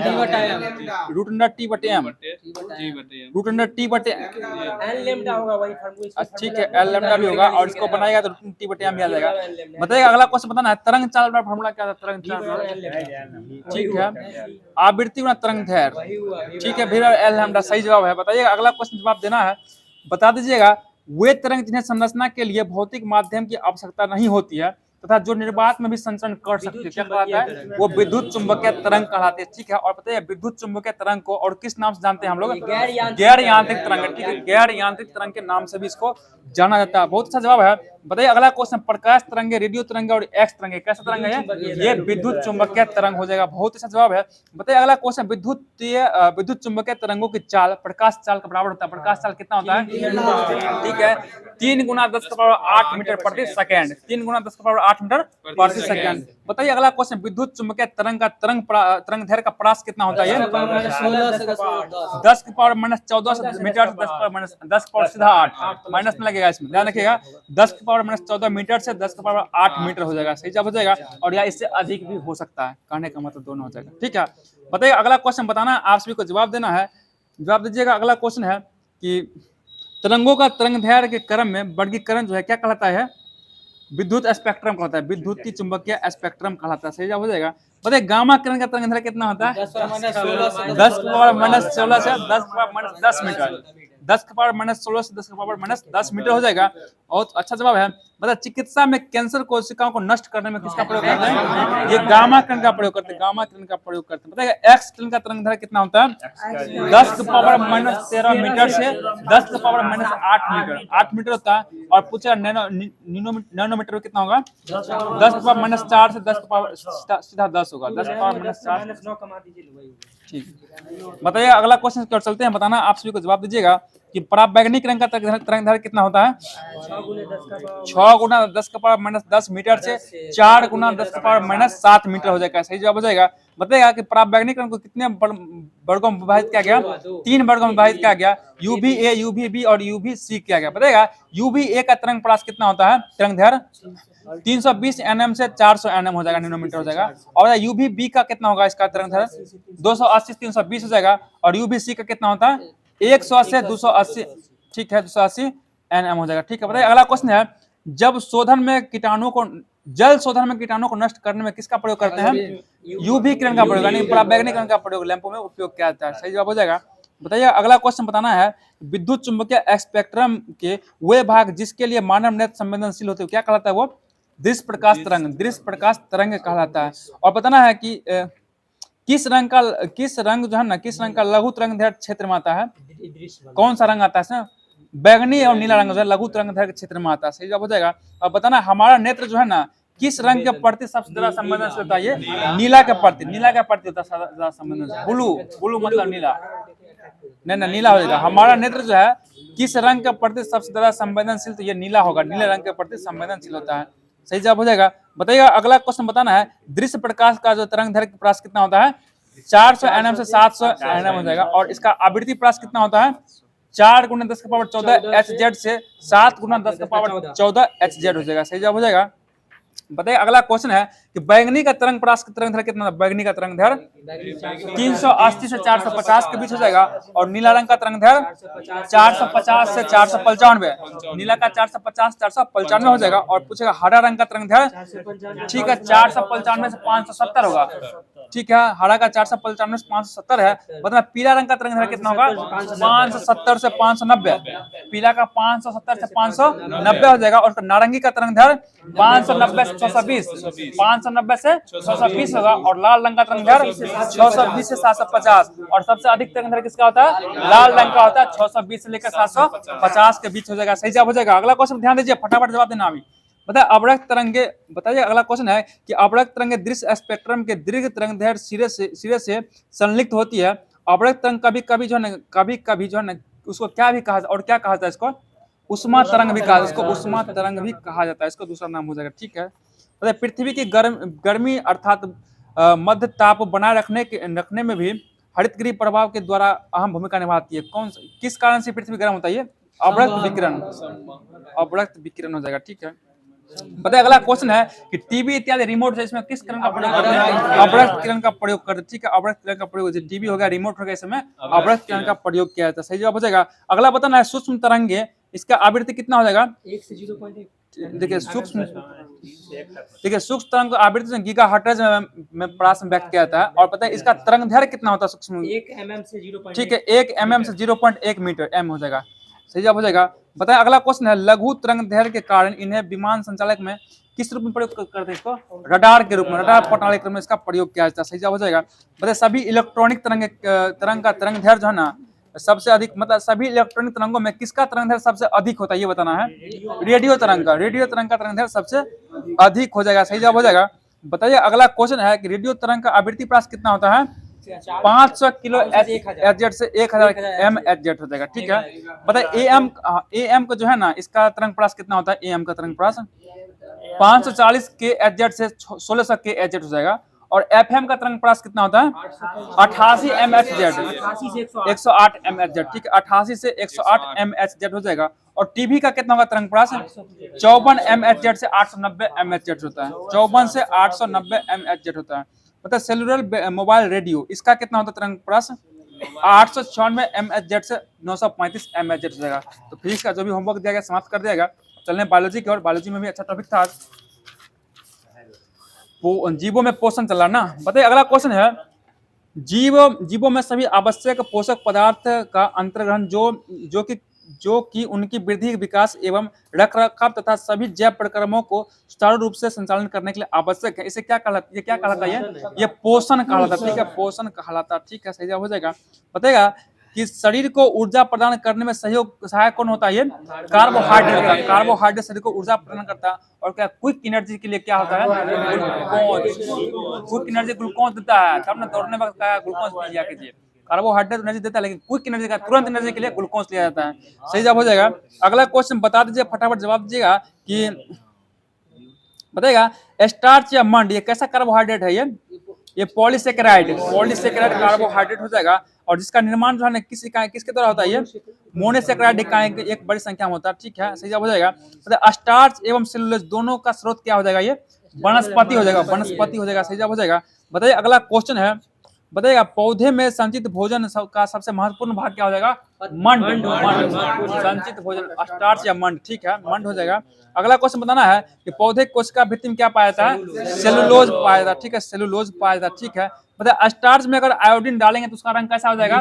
नीला हो जाएगा। मास्टर साहब दोनों कहा आप ऐसा कर रहे हैं? आपको ध्यान है मेरा, आप कहा समझ रहे हैं? 3 बार चुका अभी खड़ा करके बीच में ला देंगे, सबके सामने बोल देंगे। अगला क्वेश्चन बताइएगा, ध्यान दीजिएगा। बताइए अगला क्वेश्चन आप सभी को बताना है कि बताइए कौन जो है बड़े जटिल एवं नाइट्रोजन युक्त यौगिक होता है जो पेप्टाइड बॉन्ड द्वारा जुड़ी रहती है? ये प्रोटीन हो जाएगा। प्रोटीन, और ये कई छोटे छोटे इकाइयों में निर्मित होता है। और प्रोटीन हमारे शरीर के निर्माण में काम करता है। शरीर के निर्माण काम कौन करता है? प्रोटीन का। देख लीजिए वो जो खड़ा हो ना वही बदमाशी कर रहे हैं, पढ़ नहीं रहे हैं, पढ़ते कम है, बदमाशी बेसी करते हैं। अगला क्वेश्चन जवाब देना है। बताइए फटाफट जवाब दीजिएगा। अगला क्वेश्चन सुनिएगा कि बताइएगा किस प्रकार के स्रोत से प्राप्त किया जा सकता है? मतलब प्रोटीन जो है ना किससे प्राप्त किया जा सकता है? ये पादप एवं जंतु दोनों से प्राप्त किया जा सकता है। ठीक है, और बताइएगा अमीनो अम्ल से भरपूर होने के कारण कौन से जो है ना प्रोटीन जो है ना प्रथम श्रेणी का प्रोटीन माना जाता है? ये पशु प्रोटीन। और सोयाबीन में सबसे अधिक प्रोटीन पाया जाता है और उसमें 42% प्रोटीन पाया जाता है। और बताना सोयाबीन का उत्पादन सबसे अधिक कहाँ होता है? मध्य प्रदेश में होता है। ठीक है, इसलिए कारण सोया प्रदेश किसे कहते हैं? मध्य प्रदेश को कहा जाता है। ठीक है, अगला बताना आप सभी को जवाब देना है कि प्रोटीन की आवश्यकता जो है किसमें अधिक होता है? वृद्ध जन में अधिक हो जाता है और तरुण में क्या होता है न्यूनतम होती है। तो वृद्ध होता है उसको प्रोटीन चाहिए अधिक, देखते हैं ना, जब वृद्ध होगा मांस उसको कटने लगता है और वृद्ध प्रोटीन क्या करता है हमारे शरीर का मांस बढ़ाने का काम करता है, यानी कि फैलाव करने का काम करता है। बताइए अगला क्वेश्चन बताना है आप सभी को, सामान्य क्रियाशील महिला है तो प्रतिदिन प्रोटीन की आवश्यकता कितना पड़ता है? 45 ग्राम पड़ता है। सामान्य महिला के लिए 45 ग्राम पड़ जाएगा और जब जो है दूध पिलाने वाली माँ होती है उसके लिए 70 ग्राम प्रोटीन की आवश्यकता होती है प्रतिदिन के लिए। सही जवाब हो जाएगा। अगला क्वेश्चन जवाब दीजिएगा, सामान्य अमीनो अम्ल की संख्या कितना हो जाएगा? 20 को हो जाएगा, ठीक है। और पता है आवश्यक अमीनो अम्ल की संख्या कितना है? 9 को हो जाएगा। आवश्यक देखिए आवश्यक, इसमें से आवश्यक अमीनो अम्ल की संख्या 9 है और गैर अनावश्यक संख्या कितना है? 11 को अमीनो अम्ल हो जाएगा, ठीक है। सही जवाब हो जाएगा। बहुत सा जवाब बताएगा, शरीर को ऊर्जा प्रदान करने वाला प्रमुख खाद्य पदार्थ क्या हो जाएगा? वसा हो जाएगा। वसा देखिए वसा से, और वसा के कारण देखिए जिसमें जितना अधिक वसा होगा ना उसको कम ठंडा लगेगा। वसा शरीर को गर्म रखने में मदद करता है। वसा जो आपको चोट से बचाने में मदद करता है। देखिए हम दुबला पतला का हमको मारे हैं बहुत ज्यादा चोट लगेगा, अभी जिनका हमसे ज्यादा हेल्दी है उनको कम चोट लगेगा, वही बात हो जाता है। सही जवाब हो जाएगा। अगला क्वेश्चन हो जाएगा, अगला क्वेश्चन जवाब देना है। बताइए अगला क्वेश्चन जवाब दीजिएगा, कार्बोहाइड्रेट प्रोटीन एवं वसा जो है इसको क्या कहा जाता है? इसको कहा था मैक्रो न्यूट्रिएंट्स, मैक्रो न्यूट्रिएंट्स कहा जाता है इसको। सही जवाब हो जाएगा। बहुत अच्छा जवाब है। बताइएगा विटामिन जो कैसा यौगिक है? ये कार्बनिक यौगिक हो जाएगा और ये थोड़ी मात्रा एवं अच्छे स्वास्थ्य के लिए क्या जरूरी है शरीर को हो जाएगा। अगला क्वेश्चन है, भोजन में उपस्थित पोषकों को अवशोषण करने में कौन सहायक होता है? ये अवशोषक में सहायक हो जाएगा आपको जो है ये जल सहायक होता है, ठीक है। जल सहायक होता है। बहुत से जवाब है। बताइएगा कि बिना पचे भोजन को शरीर से बाहर निकालने में कौन सहायक होता है? ये फाइबर यानी कि रेशे के द्वारा बाहर निकालने में ये सहायक होता है। सही जवाब हो जाएगा। बताइएगा ऐसा यौगिक जो ऑक्सीजन अभिक्रिया को मंद कर देता है उसे क्या कहते हैं? प्रतिऑक्सीकारक कहते हैं उसको। प्रतिऑक्सीकारक, उसको एंटी हिंदी में इंग्लिश में एंटी बोलते हैं और हिंदी में प्रतिऑक्सीकारक कहा जाता है। सही जवाब हो जाएगा। बताइए शरीर के उचित विकास एवं अच्छे स्वास्थ्य के लिए कौन आवश्यक होता है? खनिज लवण आवश्यक होता है। सही जवाब, खनिज लवण आवश्यक होता है। बताइएगा हमारे शरीर में अल्प मात्रा में लगभग कितने प्रकार खनिज आयन मौजूद रहते हैं? 20 प्रकार खनिज आयन क्या होता है? मौजूद रहता है। और बताइए खनिज आयन तत्वों को कितने वर्गों में बांटा गया है? 2 श्रेणी में विभाजित किया गया, एक है लघु तत्व, एक है अल्प तत्व हो जाएगा, ठीक है। बताइए कैल्शियम का स्रोत क्या हो जाएगा? फटाफट जवाब दीजिए। सेब, कैल्शियम, दूध, पनीर, हरी सब्जी, फल, ये सब हो जाएगा। बताइए फास्फोरस का स्रोत क्या हो जाएगा? दूध, मांस, अंडा सब हो जाएगा, ठीक है। बताइए पोटेशियम का क्या हो जाएगा? मांस, दूध, अनाज, फल, ठीक है, ये सभी हो जाएगा, ठीक है। बताइए आयोडीन जो है इसका स्रोत क्या हो जाएगा? दूध, अंडा, समुद्री भोजन, आयोडीन युक्त ये सभी हो जाएगा। बताइए घेघा रोग किसके कमी से होता है? ये आयोडीन की कमी से होता है। बताइए दांत एवं हड्डी का दुर्बल होना है किसके कमी से? ये कैल्शियम कमी से हो जाएगा। सही जवाब हो जाएगा। बताइए अगला क्वेश्चन है, ठीक है। बताइएगा बुद्धिहीनता का जो है किसकी कमी से होता है? ये आयोडीन कमी से घेघा रोग भी होता है और मन शरीर का विकास भी आयोडीन कमी से हो जाता है। बताइए रुधिर क्षीणता की बीमारी किस कमी से होता है? रुधिर क्षीणता का ये तांबा कमी से हो जाएगा, तांबा से, ठीक है। तो दोस्तों जो भी महत्वपूर्ण प्रश्न पढ़ना था बायोलॉजी को भी समाप्त करवा दिया गया। अब चलते हैं एसपीडी की और ये एसपीडी हमारे सामने में जो बैठे हैं टेम्बा जी, इनको बोला जाता है, इनको लिए बहुत फेमस है, ये एसपीडी पढ़ के ही आते हैं सिर्फ। अब देखिए कैसे जवाब देंगे, फटाफट इनका जवाब आएगा। बताइएगा अगला क्वेश्चन जवाब देना है, सर्वोच्च न्यायालय का स्थापना जो है किस एक्ट के तहत हुआ? बताइए। इतना बड़ा कि आपका जवाब नहीं दे। बताइए 1773 के रेगुलेटिंग एक्ट के तहत किया गया। सही जवाब हो जाएगा। अगला क्वेश्चन बताना है, भारत में ईस्ट इंडिया कंपनी के व्यापारिक एकाधिकार को कब समाप्त कर दिया गया? देखिए 1813 सुन लीजिए, 1813 का चार्टर एक्ट आया था, उसमें जब भारत को जो था ईस्ट इंडिया कंपनी को एकाधिकार को समाप्त किया गया, लेकिन दो चीज को छोड़ दिया गया, चाय और चीनी, मतलब चीनी नहीं, चीन के साथ देश के साथ हम कर रहे हैं, समझे? चाय चीनी मत समझिए, चाय के व्यापार और चीन के साथ व्यापार उसको समाप्त को छोड़कर बाद में उसका एकाधिकार को समाप्त कर दिया गया 1813 का चार्टर एक्ट। और फिर आया 1833 चार्टर एक्ट, उसमें दोनों को समाप्त कर दिया, समझ गए? हाँ, उसको भी समाप्त किया, 33 समाप्त कर दिया। अगला क्वेश्चन बताना है, जवाब दीजिए। लॉर्ड विलियम बेंटिक भारत के पहले गवर्नर जनरल बन के आए थे, किस एक्ट के द्वारा? ये 1833 के चार्टर एक्ट द्वारा बन के आया। सही जवाब हो जाएगा। फटाफट जवाब दीजिएगा कि खुली प्रतियोगिता परीक्षा का आरंभ किस एक्ट पर हुआ? 1853। ठीक है, 1853 के एक्ट के तहत खुली प्रतियोगिता परीक्षा का आरंभ कर दिया गया। और बताइए ईस्ट इंडिया कंपनी का शासन का समाप्ति कब कर दिया गया? ये 1858 के, ठीक है, भारत चार्टर एक्ट, यानी उसी समय 1857 का विद्रोह हुआ था और उस समय देख लिया इससे नहीं संभालने वाला ईस्ट इंडिया कंपनी, इसलिए उसका छीन लिया उससे, बोला आप छोड़ो, राजा के पास दे देते हैं, क्राउन को हाथ में सौंप दिया गया। ठीक है, अगला बताइएगा भारत का शासन सीधे ब्रिटिश क्राउन को कब दे दिया गया? 1858 के अधिनियम के तहत कर दिया गया। सही जवाब हो जाएगा। बताइए लॉर्ड कैनिंग जो है भारत के प्रथम वायसराय बन के कब आए थे? ये 1858 बन के आया था। ठीक है, 1858 हो जाएगा। सही जवाब है। अगला क्वेश्चन जवाब देना है कि बताइएगा प्रांतों में द्वैत शासन की शुरुआत कब किया गया? ये 1919 के भारत सरकार अधिनियम, 1919 के भारत शासन अधिनियम के तहत किया गया। सही जवाब हो जाएगा। बहुत अच्छा जवाब है। अगला क्वेश्चन जवाब दीजिएगा फटाफट।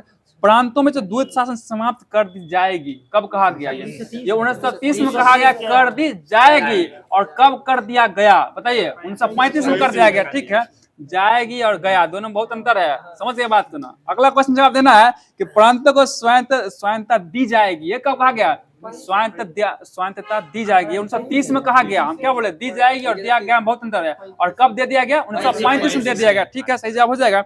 अगला क्वेश्चन बताना है, बताइएगा कि केंद्रीय स्तर पर द्वैत शासन कब लागू किया गया था? ठीक है, 1935 में। देखिए राज्य में समाप्त कर गई है, केंद्र में लगा दिया गया। ठीक है, 1935 में। बताइए अगला क्वेश्चन है गवर्नर जनरल की कार्यकारिणी परिषद का विस्तार कब किया गया था? ये 1940 में किया गया। ठीक है, 1940 में। और क्रिप्स योजना कब आया था? ये 1942 में आया, 1942 में आया था। ठीक है, सही जवाब हो जाएगा। अगला क्वेश्चन जवाब दीजिए शिमला सम्मेलन कब हुआ था? ये 1945 में। उसमें वायसराय कौन था? बेबेल हो जाएगा, लॉर्ड बेबेल के समय हुआ था। कैबिनेट मिशन योजना कब आया था? ये 1946 में आया था। ठीक है, सही जवाब हो जाएगा। और भारतीय स्वतंत्रता अधिनियम ये कब आया था? ये 1947 में आया था। ठीक है, बताना प्रथम राष्ट्रमंडल खेल का आयोजन कहाँ किया गया? ये हैमिल्टन कनाडा में किया गया। और ये 1930 में किया गया। कब किया गया? 1930 में। बताइए गुरु अर्जुन देव को क्या कहा गया था? सच्चा बादशाह, सच्चा बादशाह कहा गया। ठीक है, बताइए बेटन कप, इसका संबंध किससे? बेटन कप का हॉकी से, बेटन कप का संबंध किससे? हॉकी से हो जाएगा। अगला क्वेश्चन बताना अम्लीय वर्षा खोज कौन के थे? Robert Angus Smith, Robert Angus Smith के द्वारा 1852 में। ठीक है, क्या गया? सही जवाब हो जाएगा। मध्य प्रदेश में पंचमढ़ी पर्यटन स्थल जो है ना किस पहाड़ी में है? ये सतपुरा पहाड़ी में, सतपुरा की पहाड़ी में हो जाएगा। बताइए लोकटक झील कहाँ पड़ता है? मणिपुर में पड़ता है। पता ना मोहम्मद साहब का जन्म कब हुआ था? 570 ईसा पूर्व ईस्वी में हुआ। ईसा पूर्व कहाँ जा रहे? 570 ईस्वी में हुआ था। ठीक है, सही जवाब हो जाएगा। बताइए सबसे अधिक चमकीला तारा कौन सा हो जाएगा? साइरस। ठीक है, साइरस हो जाएगा। बहुत अच्छा जवाब है। उकाई परियोजना किस राज्य में? और ताप में तो गुजरात में पड़ता। ठीक है, अगला क्वेश्चन जवाब दीजिएगा फटाफट। जवाब देना है कि ब्लीचिंग पाउडर का रासायनिक नाम क्या हो जाएगा? ठीक है, कैल्शियम हाइपोक्लोराइड, कैल्शियम हाइपोक्लोराइड हो जाएगा। सही जवाब है। बताइए अगला क्वेश्चन है कि हमारे राष्ट्रीय कैलेंडर की पहली तिथि ग्रेगोरियन कैलेंडर की कब शुरुआत हुआ? 22 मार्च 1957 के संबंधित होगा। ठीक है, आवर्त सारणी में सर्वाधिक इलेक्ट्रॉनिक बंधुत्व वाला तत्व कौन होगा? ये क्लोरीन हो जाएगा। ठीक है, क्लोरीन हो जाएगा। सही जवाब है। बहुत अच्छा जवाब है। बताइए डुरंड रेखा किस देश के बीच में है? भारत और अफगानिस्तान के बीच में हो जाएगा। सही जवाब है। बताइए भारत की स्वतंत्रता के समय भारत का वायसराय कौन थे? Lord Mountbatten. कहाँ विलियम बेंटिक? आपका इतना बड़ा के दौरा दे रहा है, लॉर्ड माउंटबेटन हो जाएंगे। ठीक है, सही जवाब हो जाएगा। अगला क्वेश्चन बताइएगा, जवाब देना है आप सभी को। चोल शासक जो है किसके? चोल शासन कैसा था? ये ग्रामीण समुदाय पर आधारित था। ये ग्रामीण आधारित था। ये और चोल जो था किसके लिए प्रसिद्ध था? ये नौसेना के लिए प्रसिद्ध है। ये नौसेना के लिए प्रसिद्ध है। ठीक है, बहुत अच्छा जवाब है। बताइए भारत के सबसे अधिक आयात करता है कौन सा देश? भारत सबसे अधिक आयात। इसके हिसाब से अमेरिका दिया हुआ, लेकिन अभी चेंज हो गया होगा, ध्यान रखिएगा। अभी अमेरिका है। ठीक है, तो अमेरिका है। चलते अगला क्वेश्चन बताना है विश्व का सबसे बड़ा डाक नेटवर्क वाला देश कौन है? ये भारत हो जाएगा। ठीक है, और सबसे गहरा मेरीना गर्त ये कहाँ पड़ता है? प्रशांत महासागर में हो जाएगा। पता है भील विद्रोह कब हुआ था? ये 1818 में हुआ। 1818 में हुआ। सही जवाब हो जाएगा। बताइए अगला क्वेश्चन है पूर्ण सूर्य ग्रहण के समय सूर्य की कौन सा भाग दिखाई पड़ता है? कोरोना, यानी बाहरी भाग को कोरोना बोलते हैं और वही दिखाई पड़ता है। ठीक है, सही जवाब हो जाएगा। मतलब लिग्नाइट जो है किस कोयले को बोलते हैं? भूरा कोयला को बोलते हैं। भूरा कोयला को बोलते हैं। सही जवाब हो जाएगा। बताइए जैव विकास को सर्वप्रथम किसने समझाया था? लेमार्क समझाया। समझाने की बात कर रहे हैं, लेमार्क द्वारा समझाया गया था। ठीक है, अच्छा जवाब। बताइए अगला क्वेश्चन धूमकेतु जो है ना किसके कारण जो है ना ये सूर्य से दूर हटता है ये अपकेंद्रीय बल का कारण। देखिए दूर जाने वाला काम होगा सब अपकेंद्रीय बल का कारण, ठीक है। और नजदीक से खींचे अपने और केंद्रीय बल केंद्रीय बल खींचता है। चलते हैं अगले क्वेश्चन की ओर। पृथ्वी का आयु ज्ञात किससे करते हैं? यूरेनियम डेटिंग विधि द्वारा, ठीक है। मतलब परमाणु का त्रिज्या कितना होता है? 10⁻⁻10 मीटर हो जाएगा, सही जवाब हो जाएगा। अगला क्वेश्चन होता है गांधी जी का कंसाइंस कीपर किसे कहा जाता है? ये श्री राजगोपालाचारी, श्री राजगोपालाचारी को कहा जाता है, ठीक है। बहुत जवाब है। बताए अश्व अक्षांश कहाँ होता है? ये 30 डिग्री से 40 डिग्री उत्तरी तथा दक्षिणी अक्षांश को कहा जाता है। बहुत सा जवाब है। बताइए अगला क्वेश्चन है कि क्षोभ मंडल का मोटाई गर्मी में क्या होता है? बढ़ता है और ठंडा में घट जाता है। चलते हैं अगला बताना आप सभी को। चंद्रमा पर पहुंचने वाला प्रथम मनुष्य सहित यान कौन था? अपोलो 11, ठीक है। अपोलो 11 हो जाएगा, सही जवाब हो जाएगा। बताना अगला क्वेश्चन बताना है कि एफिल टावर कहाँ है? ये पेरिस फ्रांस पड़ता है, सही जवाब हो जाएगा। बताइए अगला क्वेश्चन गंडक जो है किसका सहायक नदी है? गंगा का सहायक नदी हो जाएगा। तो राजपूत राज मेवाड़ की राजधानी कहाँ था? चित्तौड़ हो जाएगा, चित्तौड़ हो जाएगा, ठीक है। बताएं स्वर्ण जो है शुद्धता किस में मापते हैं? कैरेट में मापा जाता है, कैरेटोमीटर बोलते हैं, ठीक है। बताएं ओटावा किसकी राजधानी है? ये कनाडा की राजधानी, ठीक है। बहुत अच्छा जवाब है। बताएगा अगला क्वेश्चन बताना एड्स जो बीमारी होता है इसमें डी का तात्पर्य क्या होता है?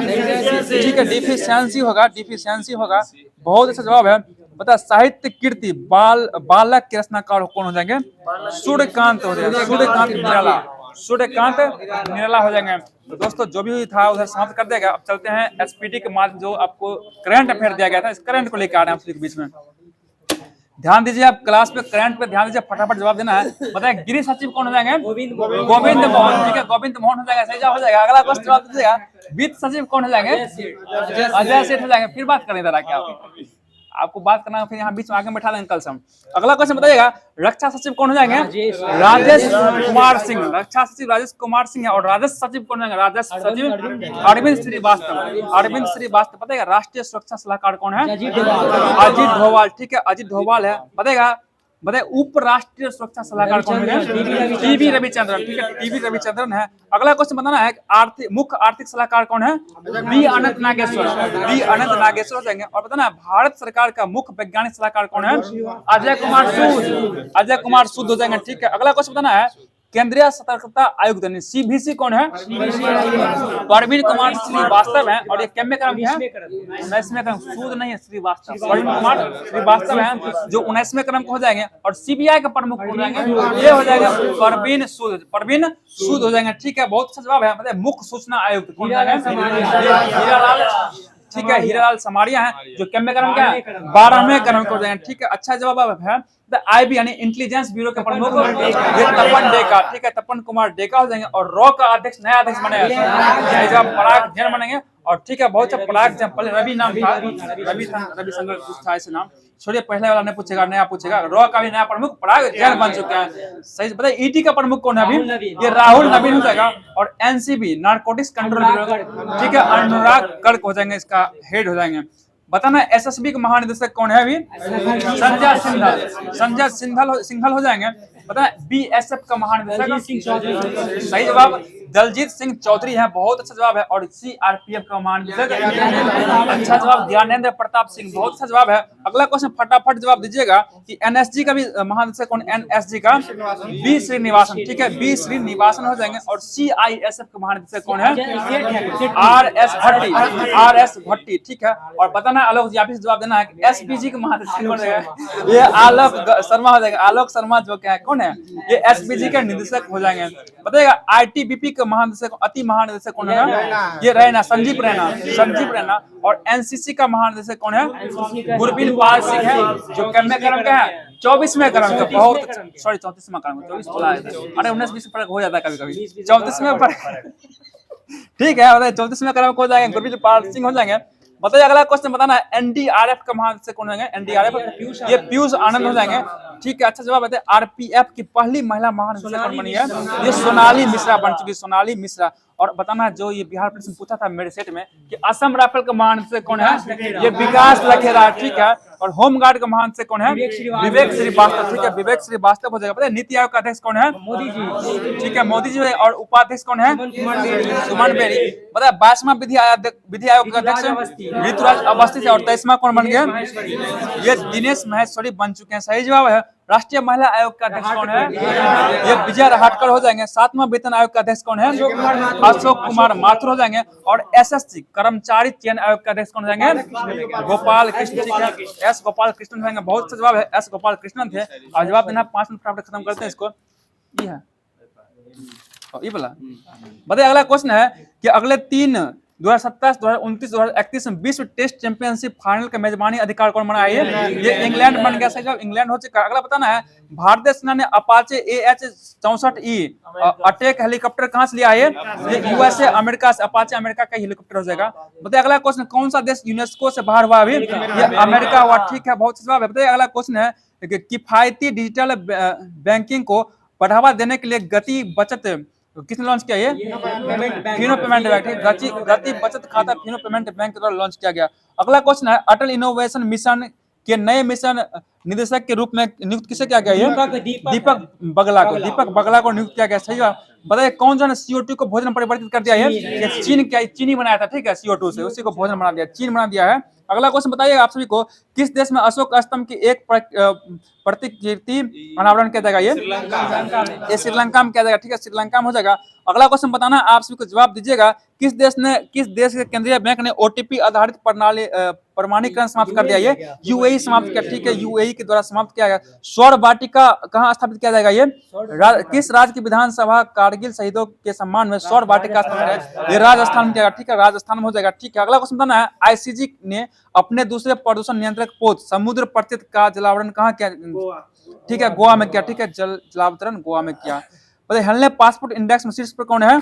सिंगापुर हो जाएगा। ठीक है, बताइएगा किस देश ने पेट्रोल में मिथेनॉल 20% मिलाएगा? ये भारत द्वारा मिलाया जाएगा। ठीक है, बताइए अगला क्वेश्चन है कि गांधी मंगल उत्सव ये कहाँ मनाया गया है? नेपाल मनाया गया। ठीक है, नेपाल में मनाया गया। सही जवाब हो जाएगा। अगला क्वेश्चन बताइएगा किसने भारत के पंकज आडवाणी को हराकर विश्व छठे रेड स्नूकर का खिताब जीता है? ठीक है, रिले पॉल बे जीत लिया। सही जवाब हो जाएगा। अगला क्वेश्चन बताना है किसे जो है ना पेन अनुवाद पुरस्कार जीता है? कौन जीती है? ये गीतांजलि श्री जीती है। और किसके लिए जीती है? ये पुस्तक जो है वन एलिफेंट लिव्ड हियर के लिए जीता है। अगला बताना है भारत और किस देश के बीच राजनयिक संबंधों का 60 वर्ष पूरा हुआ है? ये मालदीव के साथ पूरा हुआ। अगला बताना है कि किसे JP बिरला मेमोरियल पुरस्कार दिया गया है? ये डॉक्टर बी नारायण को दिया गया, जो इसरो के 11वें अध्यक्ष हो जाएंगे। अगला क्वेश्चन जवाब देना है कि टेस्ट क्रिकेट में सर्वाधिक रन बनाने वाले दूसरे बल्लेबाज कौन बन गया?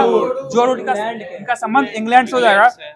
बताइए अगला क्वेश्चन जवाब देना है PM नरेंद्र मोदी ने कहा महान चोल सम्राट राजेंद्र चोल प्रथम के सम्मान में एक स्मारक सिक्का जारी किया है? ये तमिलनाडु में किया। ठीक है, तमिलनाडु में। अगला क्वेश्चन है 36वां अंतरराष्ट्रीय बायोलॉजी ओलंपियाड कहाँ आयोजित होगा? ये फिलीपींस में होने वाला, फिलीपींस में। अगला क्वेश्चन किस देश का नौसेना दिवस मनाया गया? अभी रूस में मनाया गया। रूस में। केंद्रीय रिजर्व पुलिस बल का कौन सा स्थापना दिवस मनाया गया? ये 87वें क्रम का मनाया गया। और अगला क्वेश्चन और आज का अंतिम क्वेश्चन है किस राज्य ने सफाई कर्मचारी आयोग के गठन की घोषणा किया है? ये बिहार के द्वारा किया गया। तो दोस्तों कल के लिए आप सभी के बीच में एक क्वेश्चन दिया जा रहा है, इसका जवाब आप लोग कमेंट माध्यम से कीजिएगा। क्वेश्चन ये है कि पुस्तक गब्बन के लेखक कौन जाएंगे? फिर सुनिएगा कि पुस्तक गबन के लेखक कौन जाएंगे? इसका जवाब आप लोग कमेंट माध्यम से कीजिएगा। क्लास कैसा लगा जरूर बताइएगा, कमेंट कीजिएगा और मिलते हैं फिर किसी अगले क्लास में। तब तक के लिए जय हिंद, जय भारत।